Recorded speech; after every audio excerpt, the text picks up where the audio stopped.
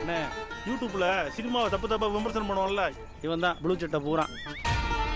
MSR கிட்ட பணத்தை வாங்கிட்டு நம்ம பட்டுமலை பங்களாவை பத்தி தப்பு தப்பா விமர்சனம் பண்ணி யூடியூப்ல போட பார்த்தான். அதான் நேரா வீட்டுக்கு போய் குண்டு கட்ட தூக்கிட்டு வந்துட்டான். அவன் பேசுனதை நீங்களே பாருங்க.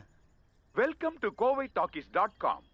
இன்னைக்கு நம்ம பார்க்க போறது தொழில் அதிபர் வைரமணியோட பட்டுமலை பங்களா பத்தி தாங்க. இந்த பட்டுமலை பங்களாவோட கதையை பத்தி பார்த்தோம்னா வாசே பார்க்காம மிக கேவலமா தப்பு தப்பா அந்த பங்களாவை கட்டி வச்சிருக்காங்க. ஃபர்ஸ்ட் ஹாஃப் பாத்தீங்கன்னா ஒரு ஹாலு, ஒரு பெட்ரூம், ஒரு கிச்சன். கிச்சன் இருக்க வேண்டிய இடத்துல பெட்ரூம், பெட்ரூம் இருக்க வேண்டிய இடத்துல பாத்ரூம்.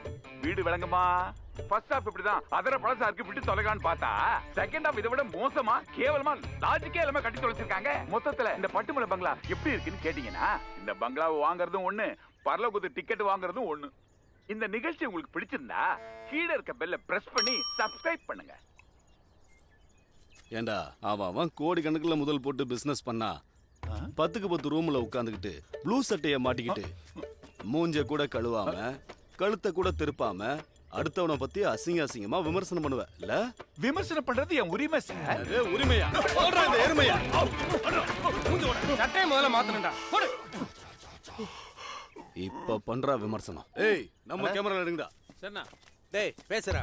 இந்த பட்டுமலை பங்களா பத்தி பாத்தீங்கன்னா உலகத்துல வாஸ்து பிரகாரம் கட்டின ஒரே பங்களா இதாங்க.